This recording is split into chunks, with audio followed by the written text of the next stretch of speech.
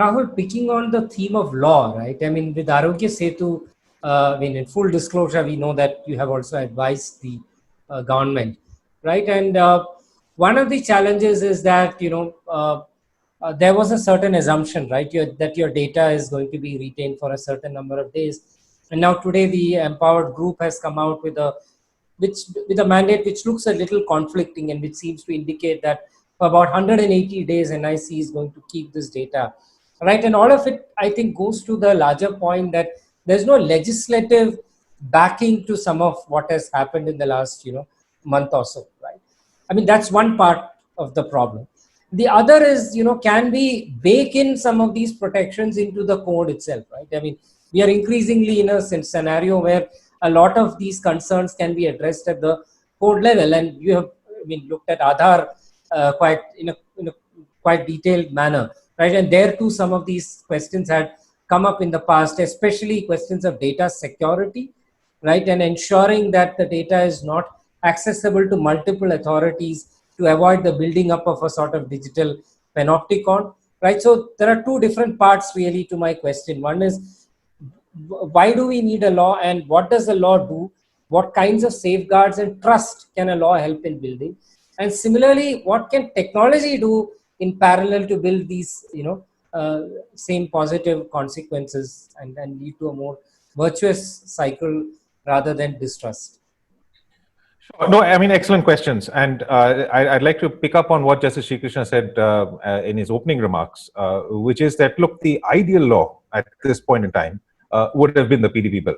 So if the PDP bill was in place, the PDP bill gives us the guardrails that we need in order to build any privacy, I wouldn't say invasive, anything which even affects privacy, because there are principles set out in the PDP bill. There is a regulator that has been identified under the PDP bill with powers to actually step in at a time like this and say, look, we never, when we drafted this bill, no one ever thought that a pandemic would shut the country down and would kill people at the rate that it is. So these are the principles that are laid down in the law, and this is how I think it needs to be applied in the context of a pandemic.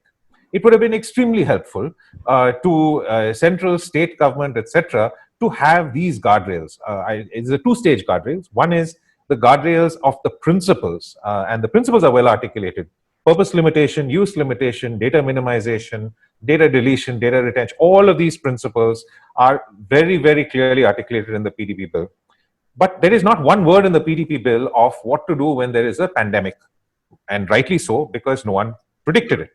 And the logic, therefore, is that you would have a regulator who would then take the principles and articulate it in the context of whatever emerges. So it would have been lovely to have the PDP bill around.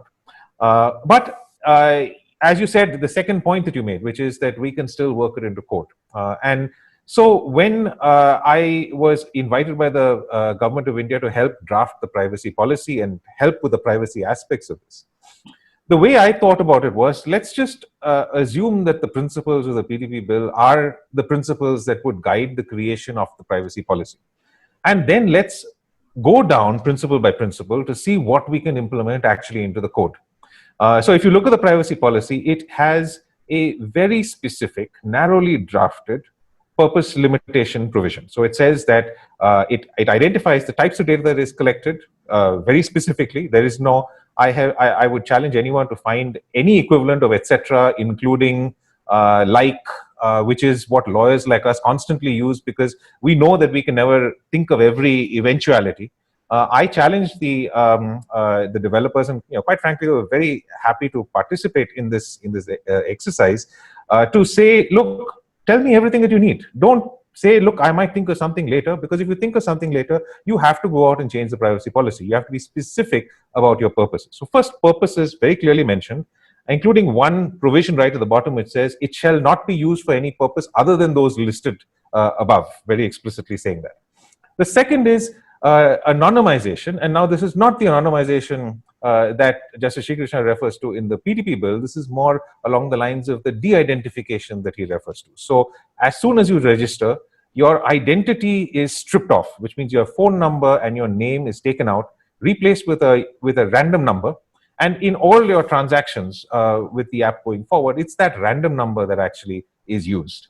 Third is, by default, data remains on the phone. So it's designed such that contact information, whenever you meet someone, is shared between the two phones.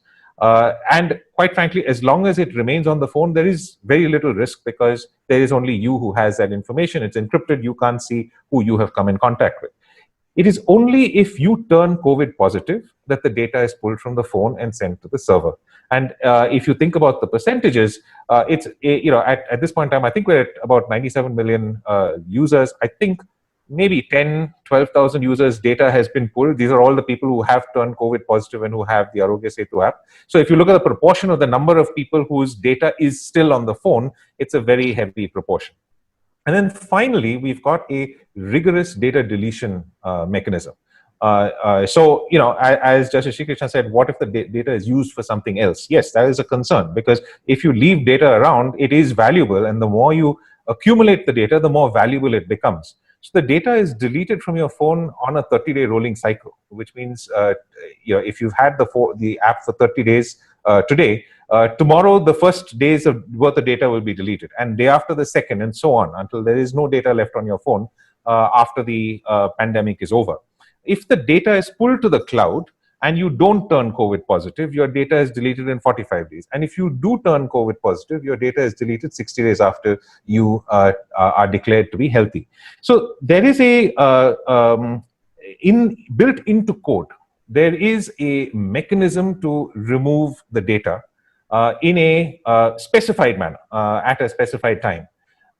So yes, look, I wish we had the PDP bill, and I wish we had a DPA that could tell us what to do. But the idea was that, absent those, what best can we put into code so that even in the absence of a privacy law, we have the ability to actually tick the boxes on all the principles that Justice Srikrishna articulated in that law to the best extent possible.